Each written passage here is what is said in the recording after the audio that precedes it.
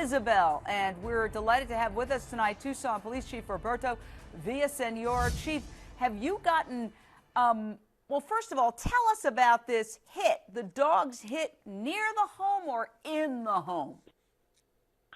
I'm sorry, we seem to be having some difficulty with the reception. I couldn't quite hear the question. Did the dogs hit near the home or inside the home, Chief?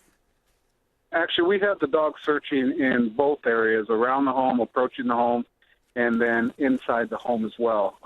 We don't want to talk too much because of investigative purposes as to what the dog hit on or where, but they did alert on items which caused us to have some need to re-secure the house and take our investigators back into the residence once we obtain a warrant so they can do further investigation. Now, did you get a warrant for that house because the family didn't voluntarily allow you inside, or did they say, oh, you could go in and check whatever you want in the home?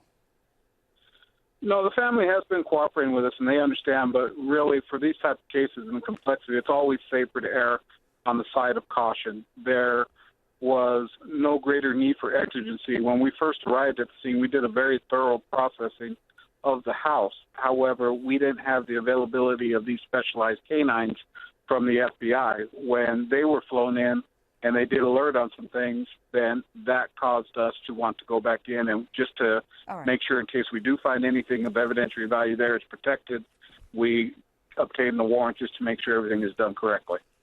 Yeah. Now, you've said that you've done a door-to-door search within a 2.5 or 3 mile radius of Isabel's home. This reminds me of the Jessica Lunsford tragedy. 2005, registered sex offender John Cooey went into Jessica's home through an unlocked door, kidnapped her, and held her captive for 2 days in a trailer about 100 yards away from that home before murdering her tragically after sexually assaulting her. Sir, Chief, when you go and canvass these homes, do you go inside and look in the closets? Because one of the controversies in the Cooey case, this is the guy who kidnapped and killed Jessica Lunsford, they never went into that closet. They knocked on the door, and the child was believed to be inside there when police visited that trailer.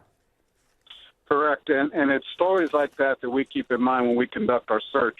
For that reason, what we've instructed our officers to do is to explain to people when they contact them at the residence what they're there for, the tragedy that we're investigating, and the request for cooperation from the residents. We've received overwhelmingly in and open the closet's door? The residents to look around. Oh, so they do let you in to look around, and you've looked around in closets. You've opened closets.